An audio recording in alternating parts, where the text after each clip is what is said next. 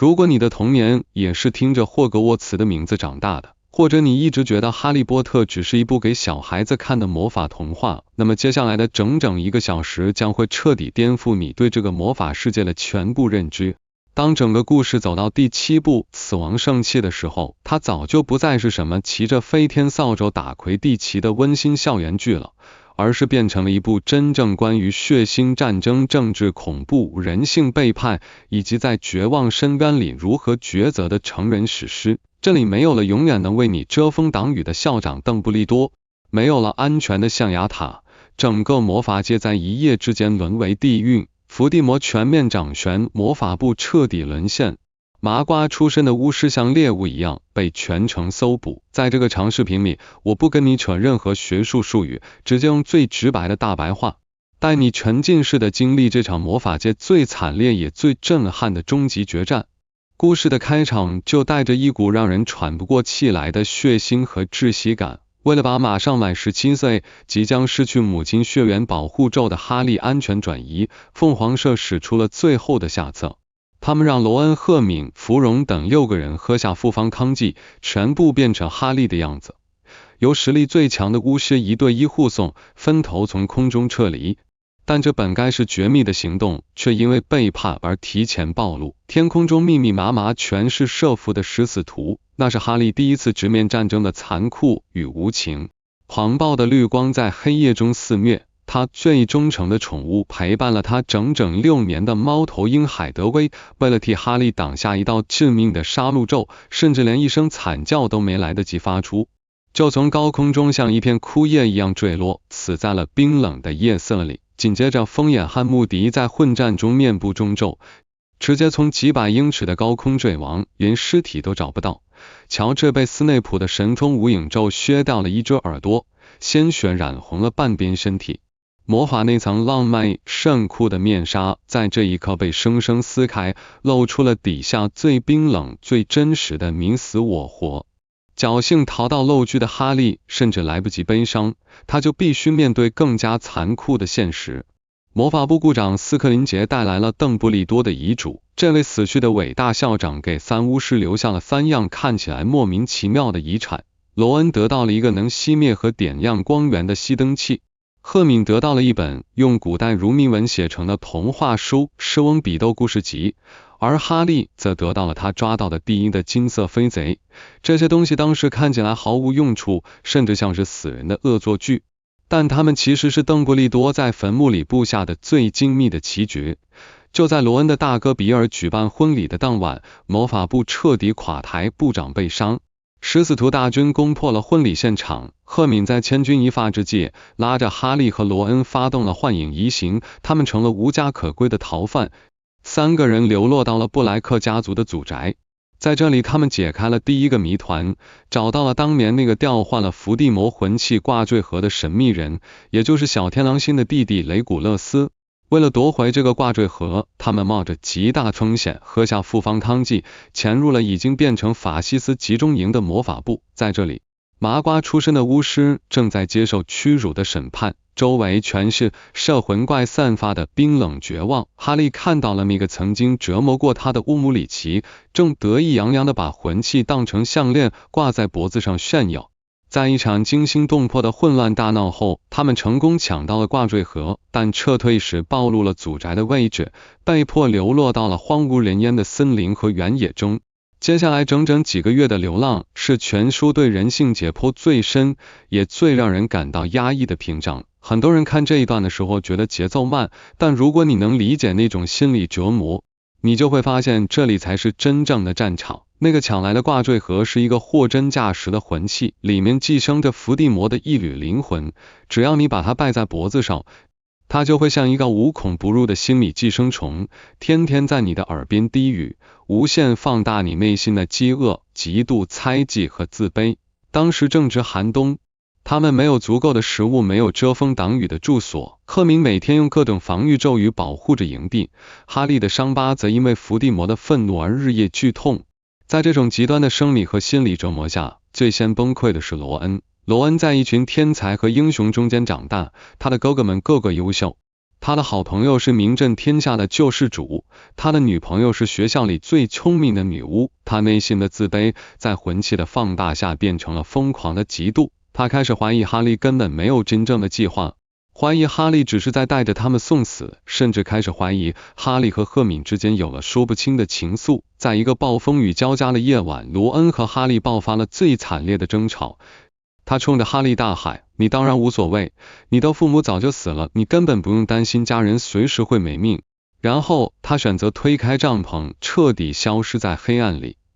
罗恩的离队让剩下的两个人陷入了死一般的寂静。赫敏哭得撕心裂肺，而哈利只能默默地看着地图。这就是大白话展现出来的真实，没有完美的英雄。即使是生死之交，在极端的绝望和精神折磨面前，有为的防线也会像纸糊的一样脆弱。为了寻找线索，哈利和赫敏冒死去了哈利的出生地高德里克山谷。哈利见到了父母的坟墓，那一刻他不是什么救世主，只是一个渴望父母怀抱的孤儿。但在这个充满悲伤的地方，伏地魔早已设下了陷阱。他们以为遇到了邓布利多的老朋友巴西达，但实际上那个老妇人的肉身早已腐烂，里面寄居着伏地魔那条巨大的毒蛇纳吉尼。在狭窄阴暗的房间里，毒蛇破茧而出。哈利在缠斗中魔杖被赫敏误伤砸断，这根陪伴了他经历无数生死，唯一能和伏地魔对抗的兄弟魔杖彻底报废。当伏地魔的真身化作黑烟狂飙而来的时候，赫敏抱着哈利在1/1000秒内幻影移形逃走。回到帐篷的哈利陷入了彻底的绝望，没有魔杖，没有线索，没有罗恩，他拿什么去和那个不可战胜的魔王对抗？就在局势崩塌到极点的时候，转机以一种近乎神迹的方式出现。一个深夜，哈利在守夜时看到了一头银色的聘路守护神。这头美丽的生物踩着冰雪，把哈利引到了一个冰冻的森林水潭边。在清澈的冰层底下，静静地躺着能够斩断魂器的格兰芬多宝剑。哈利脱掉衣服，砸开冰面，跳入刺骨的水中。但当他接近宝剑时，他脖子上的魂器挂坠盒仿佛感到了死亡的威胁，猛地收紧链条，死死勒住哈利的脖子，想把他淹死在冰水里。就在哈利快要窒息的绝望时刻，一只手破开水面，把他拉了上来，是罗恩。罗恩靠着邓布利多留给他的熄灯器，顺着内心的声音找到了他们。哈利让罗恩用格兰芬多宝剑去踢碎那个挂坠盒。当宝剑举起的那一刻，挂坠盒袋子打开，伏地魔的灵魂幻化出了哈利和赫敏的虚影。这两个尸影用最恶毒、最刻薄的语言嘲弄着罗恩，他们互相拥吻，对罗恩说：“你是个多余的人，你母亲根本不爱你。”赫敏选择的是哈利。罗恩的眼睛里全是血丝，他浑身颤抖，内心的恐惧被彻底具象化了，踩在地上摩擦。哈利在旁边疯狂大喊：“罗恩劈了他，他是假的！”罗恩发出了野兽一般的怒吼，一剑狠狠地刺穿了那个扭曲的灵魂。黑色浓烟散去，罗恩跪倒在雪地里痛哭。哈利走过去拍着他的肩膀说：“赫敏就像我的亲姐姐一样，她从来都只喜欢你。”罗恩的回归不仅让铁三角重新凝聚，更完成了一个普通男孩战胜内心心魔的伟大蜕变。随后他们顺着童话书里的线索找到了卢娜的父亲，从而揭开了整部书最大的世界观设定——死亡圣器。传说中死神曾给过三兄弟3样绝世武器，一根能战胜世上所有魔杖，战无不胜的老魔杖，一块能让人从冥界召唤死者灵魂的复方复活石，以及一件连死神都找不到的绝对隐形衣。只要集齐这3样东西，就能成为死亡的主人。哈利震惊地发现自己祖传的隐形衣就是其中之一，而伏地魔现在正疯狂搜寻的就是那根传说中的老魔杖。在这里，邓布利多给哈利设下了人生中最难的一个选择题：你是去当一个追求力量、搜集圣器的野心家，还是按部就班、九死一生的去摧毁魂器？还没等哈利想明白，因为卢娜被抓而被迫叛变的卢娜父亲引来了食死徒，3人在大爆炸中勉强逃走，却因为哈利在慌乱中说出了伏地魔的名字，而触发了名为禁忌的追踪咒，瞬间被一群搜捕队员围攻抓获。为了掩护身份，赫敏用折人咒把哈利的脸打得肿胀变形，但他们还是被带到了食死徒的大本营马尔福庄园。在庄园那个阴森恐怖的地下室里，局势恶化到了极点。贝拉特里克斯发现了格兰芬多宝剑，他发了疯一样折磨赫敏，用钻心斑骨咒让赫敏的惨叫声回荡在整个庄园。哈利和罗恩在地下室里无能为力，遇到了同样被招的卢娜和妖精拉环。就在这个必死无疑的绝境中，小精灵多比发动了属于精灵的超自然幻影移形。多比制造了混乱，哈利和罗恩夺下魔杖冲上大厅，在一片混战中，多比带着大家强行转移，但就在金光闪烁、空间扭曲的最后一秒，狂怒的贝拉特里克斯甩出了一把锋利的银色匕首。当他们跌落在贝壳小屋柔软的沙滩上时，胜利的喜悦还没散开，哈利就听到了一声微弱的呼唤。多比倒在沙滩上，那把匕首深深地刺进了他小小的胸膛。多比看着哈利，用他那双大大的眼睛，最后深情地注视着这个他用生命守护的朋友，轻轻说了一句哈利波特，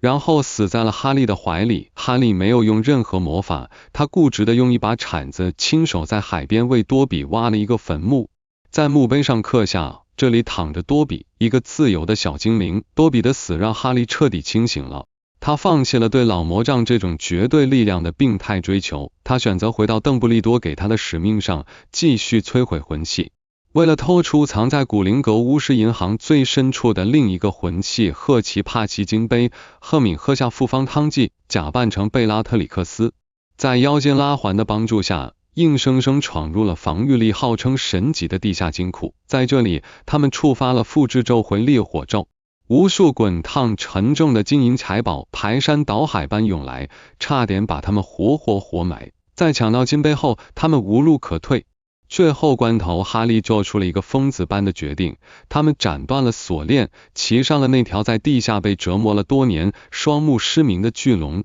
巨龙振翅高飞，砸碎了古灵阁华丽的穹顶，带着满身的伤痕和3个少年翱翔在伦敦湛蓝的天空中。这一幕的震撼感在于，少年们不仅在偷盗魂器，更是在顺手解放一个被体制囚禁的灵魂。巨龙将他们带到了一个大湖边，3人跳水逃生。哈利通过思想连接看到了伏地魔的极度愤怒。伏地魔已经知道了魂器正在被蚕食的秘密，他开始清点自己的秘密，这让哈利窥探到了最后一个魂器的藏匿地点——霍格沃茨魔法学校。铁三角通过阿布福斯的暗道重新潜入了霍格沃茨，在这里全书最高潮也最惨烈的霍格沃茨保卫战彻底爆发。学校的师生们团结了起来，麦格教授用变形术唤醒了学校里所有的石像士兵，成百上千的石雕盔甲踩着沉重的步伐走向前线，口中高喊着保卫学校。赫敏和摩恩冲进密室，用死去的蛇怪毒牙彻底摧毁了金杯魂器。哈利则在拉文克劳幽灵的提示下，在藏宝无数的万应室里找到了拉文克劳的冠冕，但在万应室里，马尔福带着克拉布和高尔设下了埋伏。愚蠢的克拉布发动了无法控制的烈火咒，那是一种带有黑魔法诅咒的恶魔之火，瞬间化作巨大的火龙火鹰，把整间万应室变成了人间炼狱，万物在烈火中化为灰烬，克拉布自己也被大火吞噬。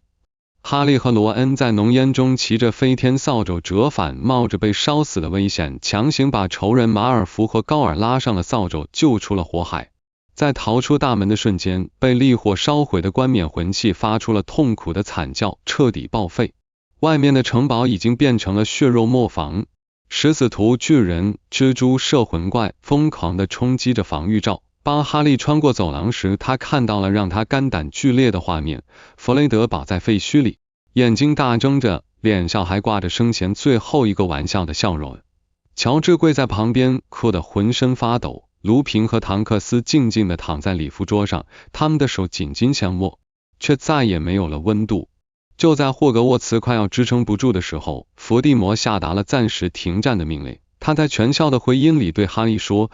我在禁林里等你，如果你不来，我就杀光城堡里的每一个人。”而在走向禁林之前，哈利见证了整部作品乃至人类文学史上最伟大的一次反转。在尖叫棚屋里，伏地魔为了成为老魔杖真正的男主人，残忍的命令毒蛇纳吉米咬断了斯内普的脖子。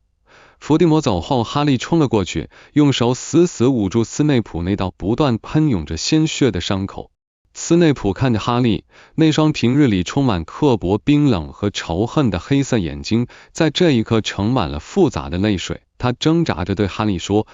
拿走他，拿走他！”哈利利用赫敏的瓶子接住了斯内普从眼角流出的银蓝色记忆。斯内普死前看着哈利的眼睛，轻轻说了一句：“你的眼睛真的很像你母亲。”然后便闭上了眼睛。哈利来到了校长的冥想盆前，把那些记忆倒了进去。当他把脸浸入水中的那一刻，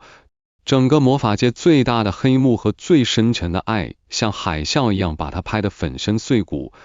哈利看到了斯内普的童年，看到了那个在草地上和莉莉一起玩耍的自卑男孩。他看到了斯内普因为一时的错误加入食死徒，导致莉莉被杀。他看到了在那个血腥的夜晚，斯内普跪在詹姆和莉莉的尸体旁，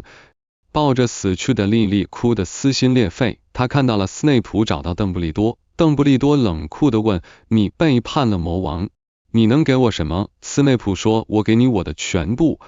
从那一晚起，这个世上最顶级的魔药大师把自己变成了在光明与黑暗之间游走的双面间谍。他在伏地魔面前承受着灵魂玻璃般的审判，在霍格沃茨承受着所有同事和学生的唾骂。他亲手杀死了邓布利多，背负了逝世的万世恶名，只是为了完成邓布利多计划中最后的一环。但真正让哈利崩溃的是记忆的后半段。邓布利多对斯内普说，在当年那个雷电交加的夜晚，伏地魔的杀戮咒被莉莉的保护咒反弹时，伏地魔的一部分灵魂碎片被生生炸飞，寄生在了那个屋子里唯一活着的生物身上，那就是哈利。哈利额头上那道伤疤就是第8个魂器，这意味着只要哈利还活着，伏地魔就永远不可能被彻底杀死。斯内普震惊了。他看着邓布利多说：“你保护了这个孩子这么多年，难道就是为了像养一头整被宰杀的猪一样，让他死在最合适的时候吗？”邓布利多看着他，眼神冰冷而深邃，问了一句：“难道你最终还是开始在乎这个男孩了吗？”斯内普没有说话，他优雅地挥动魔杖，召唤出了自己的守护神，那是一头银色的驯鹿，和莉莉当年的守护神一模一样，也是引导哈利找到本路。邓布利多看着那头在办公室里奔跑的银色银幕，流着泪问：“这么长时间了，还是这样吗？”斯内普只说了一个词：永远。这个反转之所以是神作，是因为它彻底打破了世界二元对立的幼稚逻辑。斯内普从来都不是个温柔的好老师，他偏心刻薄，甚至手段狠辣。但他是一个把灵魂卖给魔鬼，把清白送给地狱，却把唯一的纯洁和忠诚留给挚爱的圣徒。从冥想盆里抬起头的哈利，内心突然变得无比平静。他终于明白了自己的宿命。他没有告诉罗恩和赫敏，因为他知道他们绝对会拼死拦住他。他一个人摘下了眼镜，像一个迷路了7年的孩子，孤独地走向了充满死亡气息的禁林。在禁林的边缘，他福至心灵的把那个金色飞贼放在嘴边，轻声说：“我要死了。”飞贼啪的一声打开，露出了里面的黑色石头复活石。哈利战动了3次，他的父母小天狼星穆迪以幽灵的姿态出现在他周围。哈利颤抖着问母亲，母亲看着他，眼里全是骄傲和心疼，说：“就像睡着了一样。”孩子，哈利问：“你们会陪着我吗？”小天狼星微笑着说：“直到最后。”哈利扔掉了复活石，走进了伏地魔的营地。伏地魔看着他，发出了尖锐的嘲笑，而哈利举着双手，甚至没有举起魔杖。当伏地魔那道绿色的阿瓦达索命咒再次击中哈利胸膛的时候，哈利感觉自己飞了起来。他在一个类似国王十字车站的生死中转站里醒来，这里到处都是纯白色的雾气。他遇到了死去的邓布利多，邓布利多用一种前所未有的慈祥语气告诉他：“哈利，伏地魔刚才杀死的不是你，而是他自己当年寄生在你体内的那缕灵魂碎片。你现在是干净的了。更重要的是，因为当年伏地魔用你的血重构了肉身，你母亲的保护咒同时活在你们两个人的体内，只要伏地魔不死，那个保护咒就会像一根无形的锁链，死死地把你的灵魂扣在人间。你可以选择坐上火车走向未知的钱汤，也可以选择回到城堡去结束这场战争。哈利选择回去。当海格抱着哈利冰冷的身体在食死徒大军的裹挟下走向霍格沃茨城堡时，整个城堡发出了绝望的哭喊。伏地魔在大厅前疯狂的叫嚣，要求所有人跪下臣服。马尔福的父母在混乱中拉着儿子悄悄走向人群外，他们不再关心谁输谁赢，他们只想保住自己的家庭。就在食死徒以为大局已定的瞬间，纳威·隆巴顿一瘸一拐地从人群中走了出来。伏地魔嘲笑他，问他叫什么名字。纳威大喊，我是纳威·隆巴顿，我的父母被你们折磨发疯，但霍格沃茨的精神永远不会死，哈利是为了我们死去的，战火还没有结束。就在这一刻，残破的分院帽掉落在纳威脚边，纳威从帽子里狠狠闪的格兰芬多宝剑，在所有人来得及反应的千分之一秒内，纳威腾空而起，手起刀落，一剑将伏地魔身边那条巨大的毒蛇纳吉尼的头颅生生砍了下来。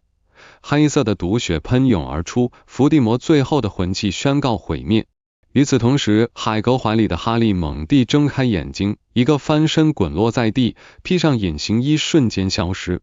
全校师生爆发出了惊天动地的欢呼声。最后的总攻开始，麦格教授、斯拉格、霍恩、金斯莱合力围攻伏地魔。莫利维斯莱看到贝拉特里克斯差点用魔咒击中金妮，这位平日里只知道做饭洗衣服的温柔母亲彻底暴走。他冲上前去，爆发出了让所有大巫师都胆寒的古老母爱魔法，一记精准的死咒直接将那个残暴的女魔头炸成了碎片。